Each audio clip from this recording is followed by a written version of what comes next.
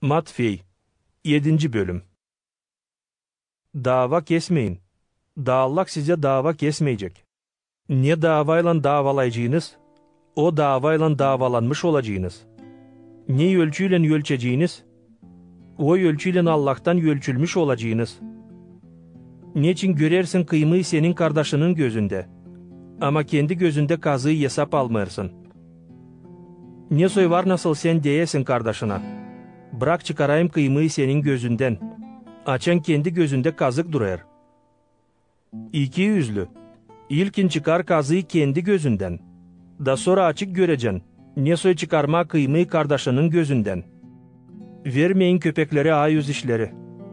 Atmayın sedeflerinizi domuzlar yönüne, ki çiğnemesinler onları.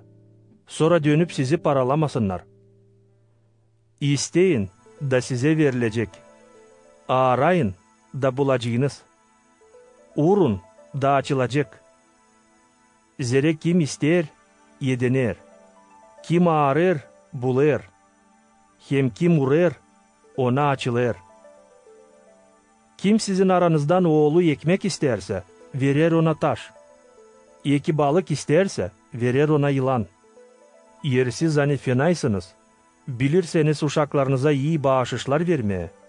Ne kadar daha çok sizin gökteki babanız verecek iyi işler onlara, kim ondan isteyecek.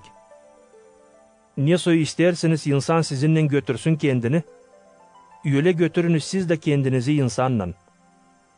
Bundan tutunur zakon hem proroklar. Girin dar tokattan. Zere geniştir tokat hem meydanlıdır yol, ani kayıplığa götürer. Da çok insan ondan gider. Ama dardır tokat hem sıkınçtır yol, ani yaşamaya götürer. Hem az insan onu bulur. Korunun yalancı proroklardan. Onlar gelirler size giyimli koyun derisinden. Ama hiç yandan paralayan yabanılar. Onları tanıyacağınız onların meyvelerinden. Acaba toplanır mı üzüm salkımı tikenli gümeden, eki incir çökelekten? Öyle ki, her bir iyi fidan yapar iyi meyve, ama yaban fidanı yapar yaban meyvası. İyi fidan yok nasıl yapsın yaban meyvası. Hep öyle yaban fidanı da yok nasıl yapsın iyi meyve.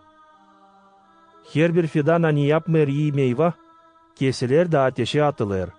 Öyle ki, meyvelerinden tanıyacağınız onları.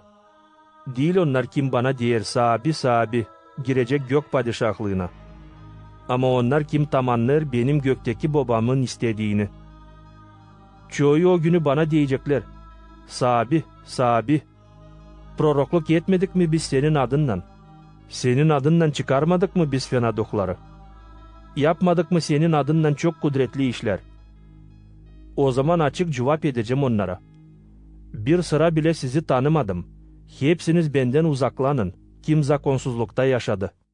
Onuştan herkesini kim işider benim sözlerimi de tamamlar. Benzedeceğim arif adama.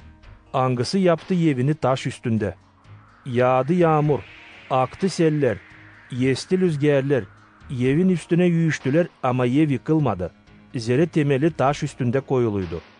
Ama kim işider benim bu sözlerimi de tamamlamır. Benzer fikirsiz adama.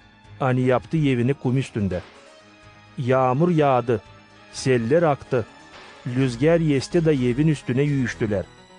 Ev yıkıldı, da bir büyük yıkıntılık oldu. İsus laf ettikten sonra insan şaşardı onun yüretmesine. Zere İsus yürederdi onların nice bir adam, angısında var zabitlik. Değil nice onların bilgiçleri hem fariseyler.